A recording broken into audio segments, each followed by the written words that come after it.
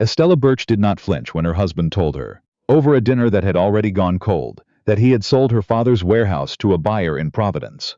Without mentioning it to her first, without asking, without even a note left on the hall table, she set her fork down with the particular care of a woman who has learned that controlled motion is its own kind of strength. She looked at Ezra Mercer across the candlelit table. And then she asked him the question she had been swallowing for 6 years. If you want to know whether she went home, and whether what she found there was worth coming back for, stay until the end.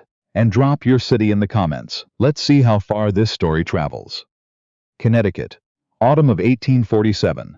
The leaves had been coming down for 2 weeks, slow and deliberate, the way things end in New England, not dramatically, but with a kind of settled finality that leaves no room for argument. The candles in the Mercer dining room were burning low when Ezra made his announcement. He said it the way he said most things, clearly, without ceremony, already moving on to the next thought before the words had finished landing. I assumed it was a business matter, he said, when Estella said nothing. It didn't occur to me to consult you. That was the most important thing to understand about Ezra Mercer, and also, in many ways, the most damning thing about him. He was not dishonest. He was not cruel. He was a man who had built his entire life around a particular and unchallenged understanding of how a household, a marriage, and a wool trading company were meant to function. And in that understanding, Estella's role was to manage the house and be good at it, which she was, and to present well at the social gatherings that mattered for business, which she also was, and beyond those two things, to exist pleasantly and without friction in the background of his decisions. He had not designed this out of malice. He had simply never thought hard enough about it to design it out of anything else. Ezra, she said, and her voice was quiet. The women in her family had always gone quieter when they were most serious, and Estella was her mother's daughter in that way. I had arranged a contract with Donahue and Sons in Boston. 8 months of correspondence. The lease on the Birch warehouse was the entire foundation of that arrangement. He looked at her with a slight furrow between his brows. I didn't know about a contract. I sent you the summary in February. A pause. I must not have. You told me to handle it. He had the grace, at least, to go quiet for a moment. The candles between them guttered in a draft from somewhere. Outside, the Connecticut autumn pressed against the windows. Estella, he said at last, you manage the household. The business decisions are mine to make. She had heard that sentence, or close enough versions of it, more times than she could count. She had always smoothed it over, filed it away, moved on to the next practical matter. Something in her, the part that had been practicing patience since she married Ezra Mercer at 22, because it was a sensible match and her father had thought well of him, had always let it pass. That night she did not let it pass. Do you see me as a partner in this life, she said, or only as someone useful to have in it? Ezra set down his own fork. He looked at her with the expression of a man who has been asked a question he did not expect, and is suddenly unsure, genuinely unsure, what the correct answer is. You are the most capable woman I know, he said. He said it genuinely, meaning it as a compliment, not yet understanding how far short it fell. Estella looked at him for a long moment. Then she stood up, folded her napkin, placed it beside her plate with the careful precision that had always characterized her movements, and said, "That is not what I asked you." She packed that same night. 1 bag. Her mother's Bible, the leather journal she kept her own accounts in, and the small jar of smooth river stones from her father's farm in Litchfield that sat on the windowsill of her dressing room, 1 stone for each hard decision she had ever made and survived. There were 11 of them. She held the jar for a moment before she put it in the bag. Ezra came to the doorway when he heard her moving. "What are you doing?" And then, when he understood the answer, "Estella, this is your home. This is your house," she said. "There is a difference." She looked up at him. Her eyes were entirely dry, and that surprised her afterward, the way certain true things surprise you when the distance finally gives you room to be surprised. "I have been building a life around a man who does not think I need to know about it. And I have told myself for 6 years that partnership looks different for different people, that what I contributed mattered even when you didn't see it." She closed the bag. "I was wrong about all of it. Where will you go?" "My Aunt Ernestine's 14 miles. It's past 9 o'clock. The moon is nearly full." He stepped into the room then, not to stop her physically, but with the bewildered motion of a man who cannot understand how a dinner conversation became this. This is a considerable reaction to a business decision. She turned to look at him one last time from the doorway. "Goodbye, Ezra," she said.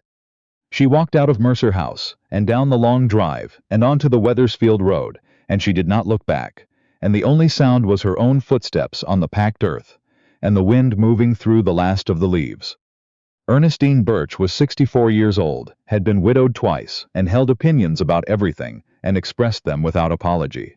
She opened the door at 10:30 with a candle in her hand, looked at her niece on the step with a traveling bag and a jar of river stones, and said, "Well, come in then. The kettle's still warm." Estella sat at the kitchen table while her aunt moved around the small bright room, and for the first time since she had stood at her husband's table and understood with complete clarity what was wrong, she felt the tightness in her chest begin to loosen. Not fixed, not healed, but breathing. "Did he hurt you?" Ernestine said. "Not in any way you could point to," Estella said. "What did he do?" She told her. The warehouse, the contract, 8 months of work with Donahue and Sons in Boston, evaporated because Ezra had sold the building she needed without glancing at the papers on his own desk, and then the question she had asked, and the answer she had received. Ernestine sat down across from her. "You think he meant it kindly," she said, "telling you that you were capable." "I think he had no idea what he meant," Estella said. "I think he said the truest thing he knew how to say about me, and it wasn't nearly enough, and he didn't know that. And that is somehow the worst part." Ernestine put her hand over Estella's on the table. "Are you going to be all right?" Estella thought about it honestly, the way she thought about everything. Eventually she said, "I think I am." Ezra Mercer discovered, in the 2 weeks after Estella left, that he had been wrong about a great many things. The first thing he discovered was the household. By the third morning, Mrs. Bowen, who cooked, came to him with a list of provisions and a question about the winter account at the dry goods store that she did not know how to answer because Mrs. Mercer had always handled it, and she didn't know the arrangements. Ezra looked at the list and felt, for the first time in his adult life, briefly and sharply at a loss. He wrote Estella a letter asking for household instructions. It came back unopened. Inside was a single line in her handwriting. "I am confident you will manage." He stared at that line for a long time. On the 7th day, his foreman Abel came to him about a supply dispute. A merchant named Waring in Hartford was contesting the weight measurements on a wool shipment, claiming they ran short. Abel had been managing the correspondence, he explained, because Mrs. Mercer had noticed the discrepancy first, back in September. She commissioned an independent measurement, Abel said. "The documentation is in the top left drawer of her writing desk. She told me to tell you, if things went sideways." Ezra did not know about the independent measurement. He rode to Hartford and found that Estella had been right about the numbers, had documented it thoroughly, and had been 3 steps ahead of a dispute he hadn't even been aware was brewing. On the 10th day, he found the letters.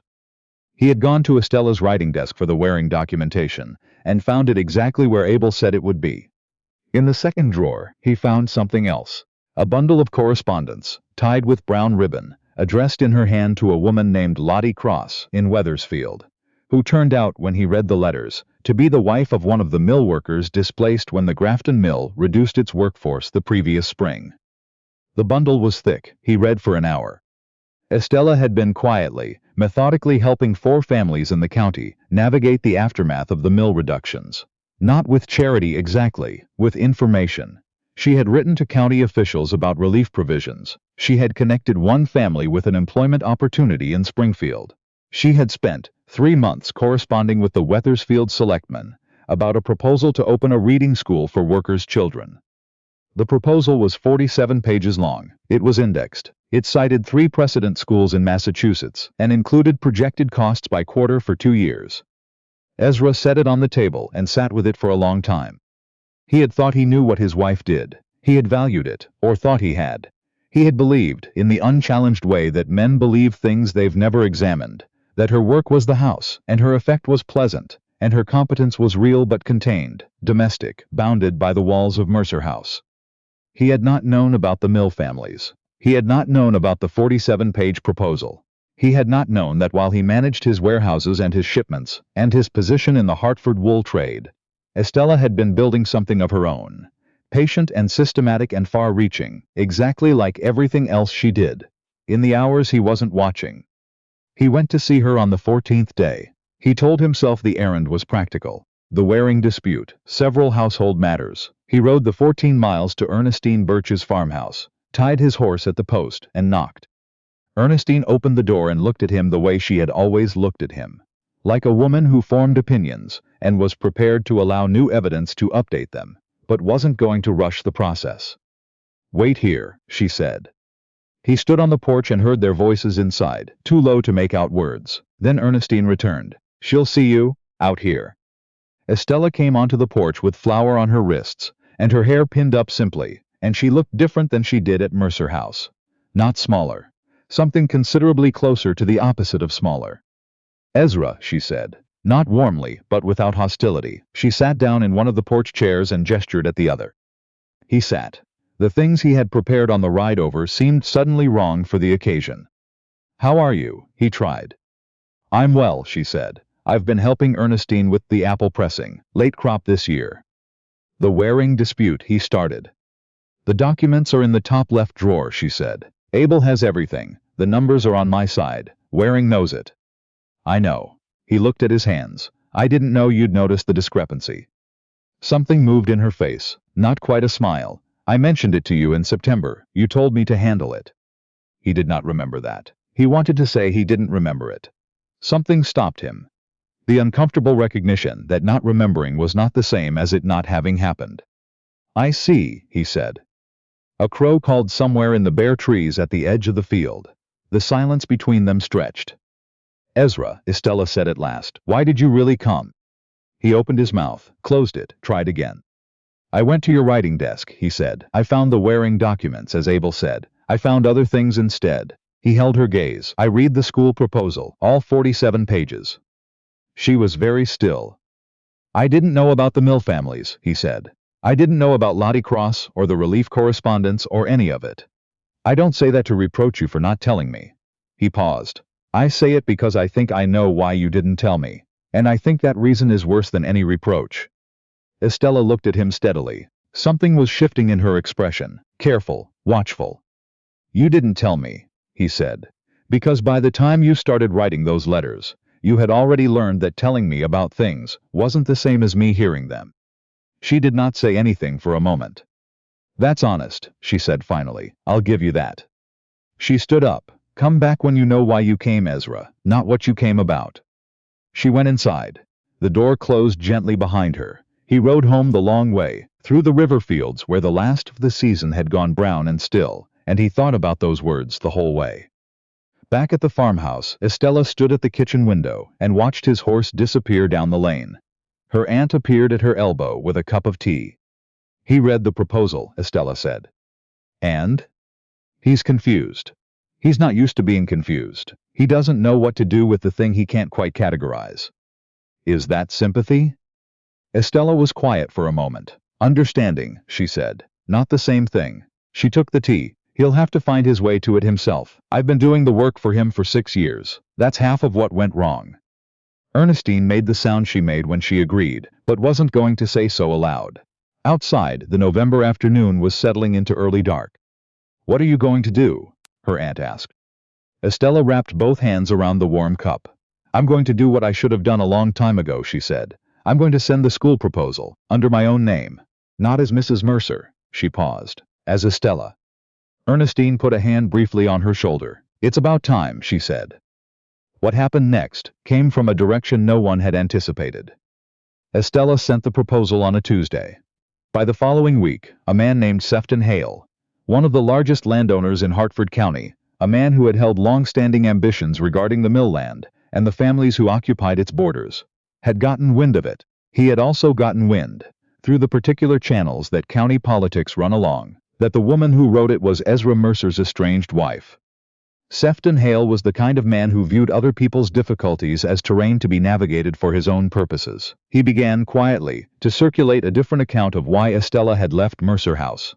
Not that she had left Ezra, that was already known, but why. The version he put into circulation suggested she had gone not because of any grievance with her husband, but because her interest in the Mill families reflected something more troubling. A sympathizer with the labor agitators who had been causing friction in the county all summer. A woman whose 47-page proposal was not civic-minded generosity, but something more calculated and less respectable. He didn't name specific associations, he was too careful for that. He simply planted the question in the right places, and let Hartford County do what it always did. Ezra heard about it on a Wednesday morning at the Hartford Wool Exchange, from a man he had known for 15 years, who told him in the apologetic tone of someone delivering news they'd rather not carry. Ezra stood in the middle of the exchange floor with a trade ledger in his hand and felt something move through him that was, he would later think, the clearest and most uncomplicated emotion he'd had in years. Clean, focused, certain anger, not on his own behalf, on hers. He left the exchange. He rode directly to Sefton Hale's estate on the North Road. He found the man in his counting house with 2 clerks present. He did not dismount. "I know what you've been saying about my wife," he said, in a voice that does not require volume to carry weight. "You will stop saying it. You will correct it wherever you've said it, and you will make clear that what you've circulated is not only false but invented to serve your own ambitions. My wife's name and her work are not your instruments. Do you understand me?" Sefton Hale began to reply. "I am not asking," Ezra said. He rode away. By supper the next day, the account of what had happened at Hale's North Road had moved through Hartford County with remarkable speed, gathering weight and witnesses at every stop. By morning it had reached Ernestine Birch's farm. Estella heard it at breakfast. She was quiet for a long time afterward. Then she said, "He rode there himself." Himself, Ernestine confirmed. Not a solicitor, not a letter. Sat on his horse and set it in front of Hale's own clerks. Estella looked at her plate. She picked up her fork and set it down again. "That doesn't fix anything," she said. "No," Ernestine agreed, "it doesn't. It's one morning, it's not 6 years. "No," Ernestine said again, "it surely isn't." They ate in silence for a while. Then Estella picked up her fork and actually used it. "Why do you think he did it?" she asked at last. Ernestine looked at her over the rim of her coffee cup, with the expression of a woman who knows the answer and is waiting to be asked for it properly. "Because he's starting to understand what he has," she said simply. "Men like Ezra don't learn things quickly. They learn things when they're standing in the empty space where the thing used to be. He's standing in it now." She poured more coffee. "The question isn't why he did it. The question is what you're going to do with the information." The selectman, a soft-spoken man named Ellis Hart, received Estella in his town hall office on a gray Thursday morning and looked up from her 47 pages with an expression she recognized. A man recalibrating. "Mrs. Mercer," he said. "Miss Birch," she said pleasantly, "for this purpose." He looked at her for a moment, then back at the documents. The Massachusetts precedent on page 31. "The Springfield model, not the Lowell one," she said. "It addresses our specific population more accurately. The distinction is in the 3rd paragraph." He found it. He read it. After that, the conversation was considerably more useful. When she came out of the town hall, Ernestine was waiting on the bench across the road, with her hands folded, and her expression precisely neutral. "Well?" she said. "He'll take it to the county commissioners," Estella said. "He wants modifications to the second-year funding structure. He's right about that." She paused. "He also asked whether my husband would be co-signing the petition." "And you said?" "I said the proposal stands on its own merits, and that my name is on it." Ernestine made her sound of approval. Ezra came to Wethersfield the following Saturday. He arrived with his hat in his hands, and no papers, and no pretense of a practical errand. He sat on the porch, and Estella sat across from him, and the November morning was cold and clear and honest. "I've been trying to think of what to say to you," he said, looking at his hat rather than at her. "I've started letters I didn't send. I keep coming back to the same problem, which is that I don't have the right language for this. I was raised by a man who believed that providing well was the whole of what love required. I believed that too for a long time." He paused. "I am standing here at 38 years old understanding that I built a marriage on that belief, and the belief was wrong, and I don't know how to tell you how sorry I am in a way that is adequate, because I'm not certain there is one." Estella was very still. "I knew what you could do," he said. "I valued it. I used it without ever thinking of it as using." He said the last sentence flatly, with a candor that held its own condemnation. "I didn't know you." The air between them was quiet. "Tell me 3 things," Estella said, "about Estella Birch." She said it calmly, without challenge. "Not Mrs. Mercer, not the woman who runs the house. Estella Birch, what do you actually know about her?" He went quiet. She watched him think, really think, not perform it. His hands tightened on the brim of his hat.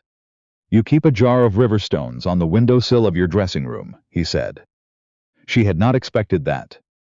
You've had it since before we married. I noticed it because you moved it twice. Once when we rearranged the room after the first winter, once when the window started drafting. And both times you put it somewhere you could still see it from the door. He paused. I never asked you about it. Last week I found myself thinking about why you kept it, and I thought about your father's farm in Litchfield. The river behind the east field. I thought you must have collected them as a girl. He looked at her steadily. I thought you might touch them when things are hard. The way some people pray. Estella held very still. Is that right? He said. Yes, she said quietly. That's exactly right. Something shifted in his face. He continued. You hum when you're worried, he said. Not when you're at ease, when you're working through something difficult, when you think no one is close enough to hear. You always stop when you realize I've come into the room. He paused. I've thought about that a great deal this past month.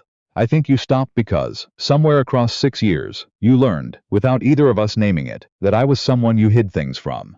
And that was my doing, not yours. Estella pressed her lips together. Her eyes were dry, but it was requiring effort. Third, he said. He stopped, looked at his hands, looked back at her. Third is harder. I don't have a neat observation.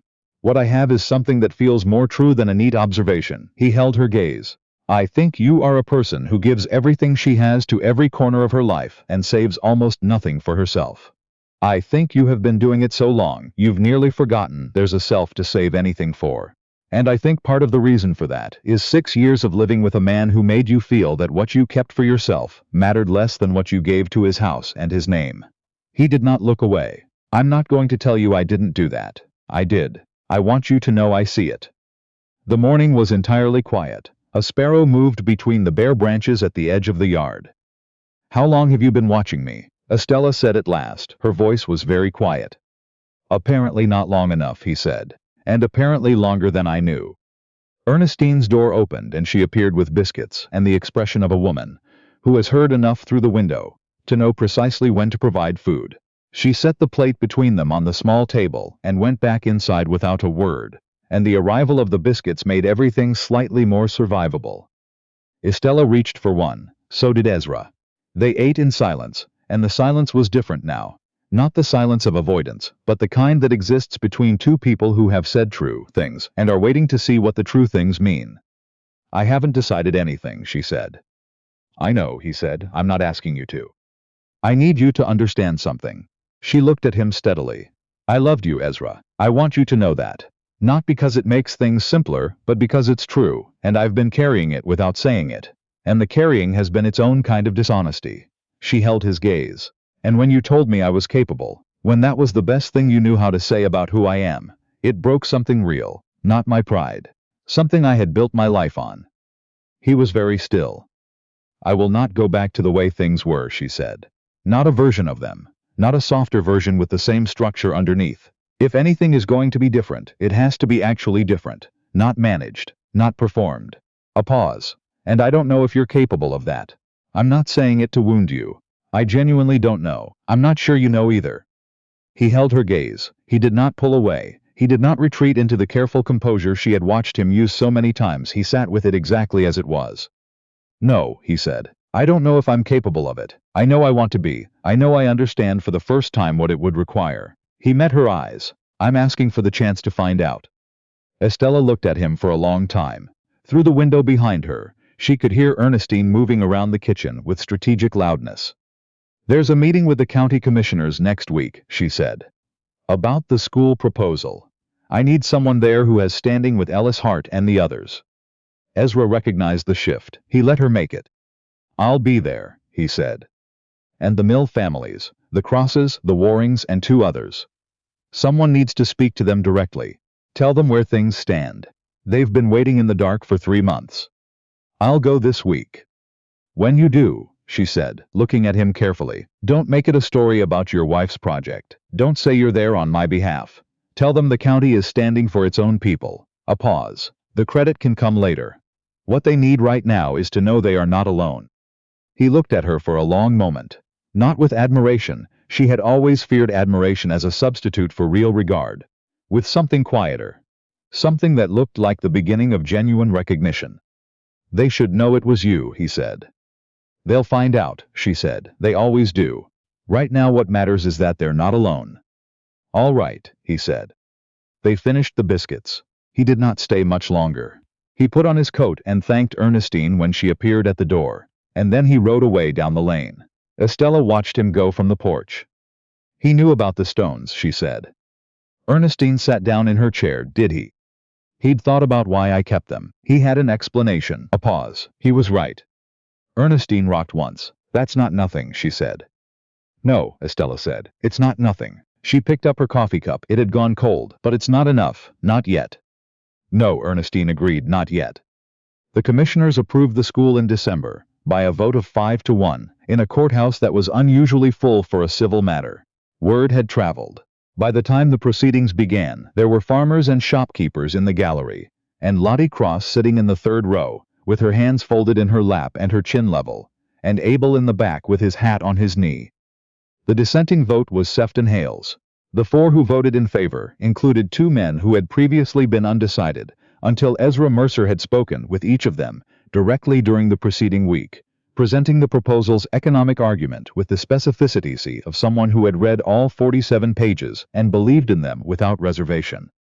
Estella found out that same evening when Ezra arrived at Ernestine's farm unannounced, which he had not done before. She came to the door and he was standing in the yard with the expression of a man who has news and wants her to hear it from him. He told her the vote. He told her he had asked Ellis Hart to ensure the official county record named her as the proposal's author. Not Mrs. Mercer, not the Mercer family's charitable initiative, but Estella Birch, administrator. "You didn't have to do that," she said. "Yes," he said simply, "I did." The kitchen behind her was warm and smelled of wood smoke. Outside the December dark had settled over Wethersfield. "Stay for supper," she said, "if you want to." He looked at her. Something moved in his face. "I'd like that," he said. He stayed until the candles were burning low, and all 3 of them talked about the school and the count and Ernestine's strong opinions about the selectmen's handling of the mill labor question, with which Ezra ended up disagreeing so genuinely that the conversation ran 40 minutes, and neither of them won. Estella watched from across the table and felt something settle in her chest that she had not felt in 6 years. When Ezra finally put on his coat, Ernestine walked him to the door. "You'll do better," she said. "Not a question." "I'm trying," he said. "Trying isn't doing," she said, "but it's a start." She opened the door. "Good night, Ezra Mercer." "Good night, Mrs. Birch." And then, with the slight careful quality of a man attempting something new, "Thank you for this evening." She looked at him steadily. "Thank Estella," she said. "She's the one who asked you to stay." He looked past Ernestine to where Estella stood in the kitchen doorway, and the look on his face for just a moment was entirely unguarded. No management, no composure, no careful reserve. Just a man looking at the person he had failed to see for 6 years, seeing her now, and understanding the full weight of both things at once. "Good night, Estella," he said. "Good night, Ezra," she said. The door closed. Ernestine turned back into the kitchen and began to clear the table with the deliberate efficiency of a woman making space for thought. "Are you going to keep making him wait?" she said. Estella considered it honestly. "A little longer," she said. "Not to punish him, because I want to go back when I'm ready, when it's mine." She picked up the last cup from the table. "There's a difference between going back because you hope things might be different, and going back because you know what you're worth, and you've chosen, from that place of knowing, to give someone the chance to meet you there." She paused. "I'm almost to the second one." Ernestine made her sound of approval. Estella went home on the 23rd of December. She drove herself. She borrowed Ernestine's small wagon, and took the familiar road in the cold bright morning with her traveling bag and her river stones, and the first-year account ledger for the school, which needed work before the January term. The fields on either side of the road were iron gray with frost, and the sky was the particular hard blue of Connecticut winter, and the drive was 14 miles, and she did not rush any of it. Ezra came out of the house when he heard the wagon on the drive. He came to the gate and stood there with the particular stillness of a man who is very carefully not doing the wrong thing, and she pulled the horse to a stop and looked at him across the yard. "You drove yourself," he said. "I did," she said. "I would have come." "I know," she said. "I wanted to drive myself." She set the brake and climbed down. Help me with the ledger. They carried things inside together, which was practical and which felt, in the way that practical things sometimes do, like the right way to begin. Mrs. Bowen appeared in the hallway and said, "Welcome home, Mrs. Mercer," simply and without ceremony, and disappeared back toward the kitchen. Abel came from the back hall with his hat in his hand. "Good to have you back, ma'am." "Good to be back, Abel," Estella said, and meant it. That evening they sat by the fire in her sitting room, which Ezra had left exactly as she had arranged it. Her books, her papers, her proposal drafts stacked in the order she had left them, the jar of river stones on the windowsill catching the firelight. Nothing moved, nothing rearranged. He had left it waiting for its person to come back. She noticed. She did not comment on it, but she noticed.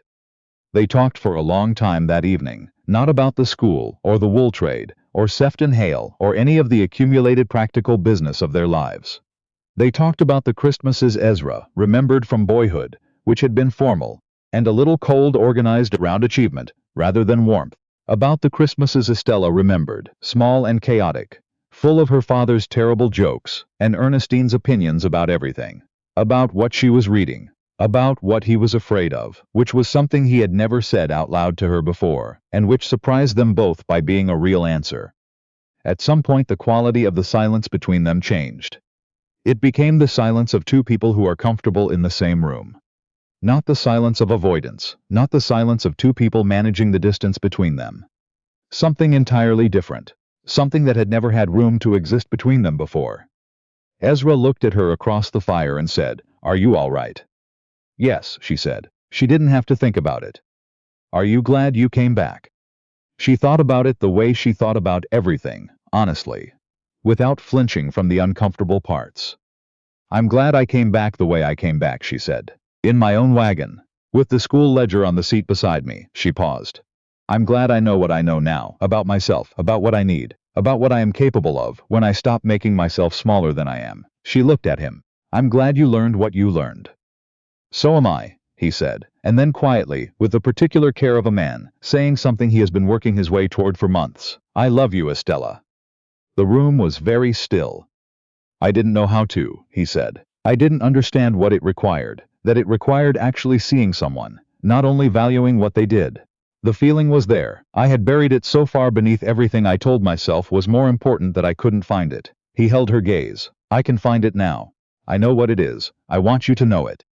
Estella looked at him across the fire that had been burning in this room since before either of them was born. She thought about the river stones on the windowsill. 11 of them.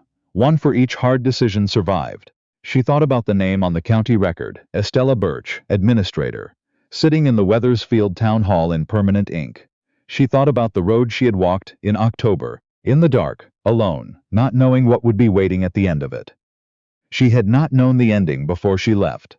She had gone without reading ahead, which was not something she was accustomed to, and some mornings it had frightened her badly.